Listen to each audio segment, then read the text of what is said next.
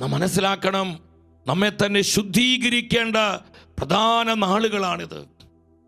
അനേകരുടെ ആത്മരക്ഷയ്ക്ക് വേണ്ടി പ്രവർത്തിക്കേണ്ട സമയമാണിത്. ഇത് തിരിച്ചറിയാനാണ് കർത്താവ് നമ്മോട് പറയുന്നത്. നിങ്ങൾ അസ്വസ്ഥരാകരുത്, നിങ്ങൾ പരിഭ്രമിക്കരുത്. ഇതെല്ലാം ആരംഭം മാത്രമാണ്. ഇതെല്ലാം ഈറ്റുനോവിൻ്റെ ആരംഭം മാത്രമാണ്. ഞാനും നിങ്ങളുമായിരിക്കുന്നത് ഈ ഈറ്റുനോവിൻ്റെ കാലത്തിലാണ്. ശ്രദ്ധിക്കണമേ, ഈറ്റുനോവിൻ്റെ സമയത്തിലാണ് നമ്മൾ ഇന്നായിരിക്കുന്നത്. നമുക്ക് എത്ര പേർക്ക് ഇത് മനസ്സിലാക്കാൻ പറ്റുന്നുണ്ട്? ആമോസിന്റെ പ്രവചനം 4-ാം അധ്യായം 12-ാം വചനത്തിൽ പരിശുദ്ധ വചനം പറയുകയാണ്, നമ്മുടെ ദൈവമായ കർത്താവിൻ്റെ സന്ദർശന ദിനത്തിനായി നിങ്ങൾ ഒരുങ്ങിക്കൊള്ളുക. കർത്താവിൻ്റെ സന്ദർശന ദിനത്തിനായി എൻ്റെ ജനമേ ഒരുങ്ങിക്കൊള്ളുക. ഇത് സ്വർഗം തരുന്ന പ്രൊഫസിയാണ്. ഇത് സ്വർഗത്തിൻ്റെ പ്രവചന വചനമാണ്.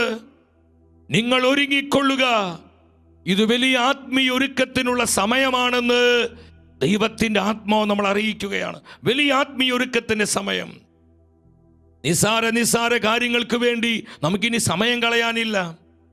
ഈ ലോകത്തിന് നൈമിഷികമായ ഭോഗേച്ഛകൾക്ക് വേണ്ടി, ഈ ലോകം തരുന്ന സുഖലോലുപതയ്ക്ക് വേണ്ടി, ജഡീകതയ്ക്ക് വേണ്ടി, ഈ ലോകത്തിന് നശ്വരമായ നേട്ടങ്ങൾക്ക് വേണ്ടി എൻ്റെ സഹോദരി സഹോദരങ്ങളെ, ഇനി സമയം കളയാൻ നമുക്കില്ല.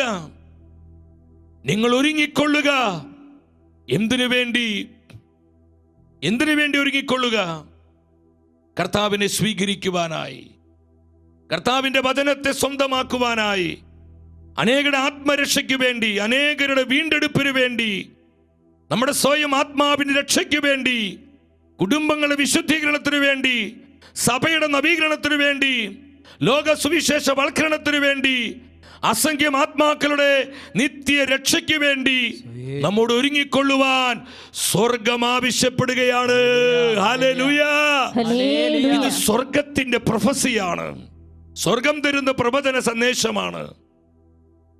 എൻ്റെ സഹോദരങ്ങൾ, നമ്മൾ എങ്ങനെയാണ് ഒരുങ്ങേണ്ടത്? കർത്താവ് പറഞ്ഞു, ഇതെല്ലാം ഈറ്റുനോവിൻ്റെ ആരംഭം മാത്രം. ഈ അടയാളങ്ങളും മുന്നറിയിപ്പുകളൊക്കെ കാണുമ്പോൾ കർത്താവിനെ സ്നേഹിക്കുന്ന അവിടുത്തെ വിശ്വസ്തരായ ആത്മാക്കള്, കർത്താവിനെ പിൻപറ്റുന്ന, കർത്താവിനാൽ തെരഞ്ഞെടുക്കപ്പെട്ടവരെ അവരെന്തു ചെയ്യും? ദാനിയേൽ പ്രവചനം 12-ാം അധ്യായം 10-ാം വചനത്തിൽ പരിശുദ്ധ വചനം പറയുന്നു. ഒരുമിച്ച വചനം വായിച്ച് ഇതെല്ലാം കാണുമ്പോൾ അനേകർ തങ്ങളെ തന്നെ ശുദ്ധീകരിക്കുകയും, ശ്രദ്ധിക്കണമേ, വചനം ഒന്നിച്ചു വായിച്ച്, അനേകർ തങ്ങളെ തന്നെ ശുദ്ധീകരിക്കുകയും നിർമ്മലരാക്കി വെണ്മയുറ്റവരാക്കുകയും ചെയ്യും. ശ്രദ്ധിച്ച്, വെണ്മയുറ്റവരാക്കുകയും ചെയ്യും. അതുകൊണ്ട് നമ്മൾ പാടിയത്, വിശുദ്ധർ വിശുദ്ധിയിൽ നന്നായി വിളങ്ങട്ടെ, തൂവെള്ള വസ്ത്രവും കരുതിയിടട്ടെ. ഒന്ന് പറഞ്ഞ് പാടിക്കേ, വിശുദ്ധർ വിശുദ്ധിയിൽ നന്നായി വിളങ്ങട്ടെ, തൂവെള്ള വസ്ത്രവും കരുതിയിടട്ടെ.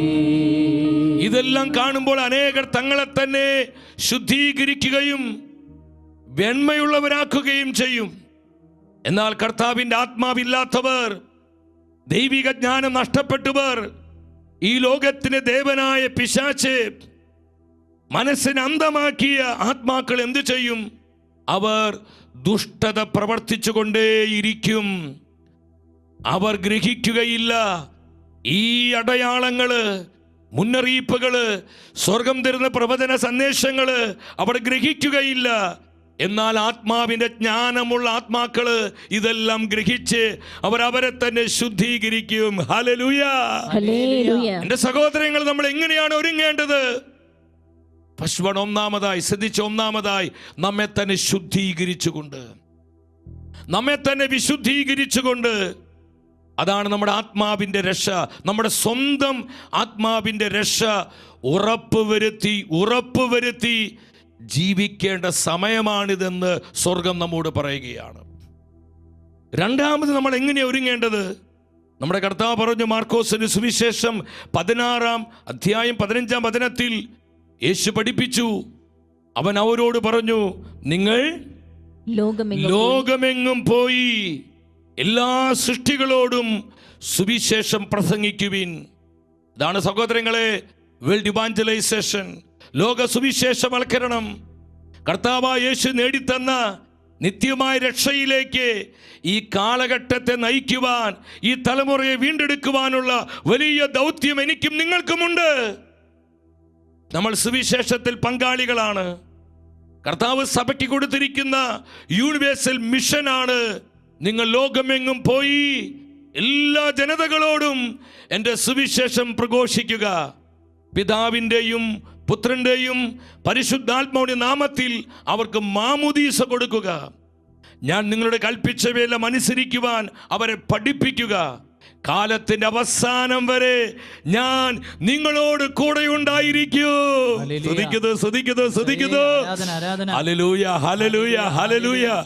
ഇത് കർത്താവിന്റെ പ്രോമിസാണ്, കർത്താവിന്റെ പ്രോമിസാണ്. യുഗാന്ത്യം വരെ ഞാൻ നിങ്ങളോടൊപ്പം ഉണ്ടായിരിക്കും. അപ്പം എൻ്റെ സഹോദരങ്ങളെ,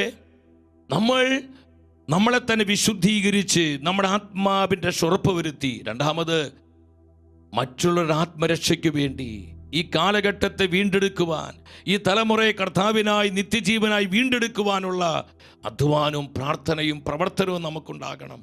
ഈറ്റുനോവിൻ്റെ കാലത്തിലൂടെ സ്വർഗത്തിന് നമ്മോട് പറയാനുള്ള പ്രധാന മെസ്സേജ് ഇതാണ്.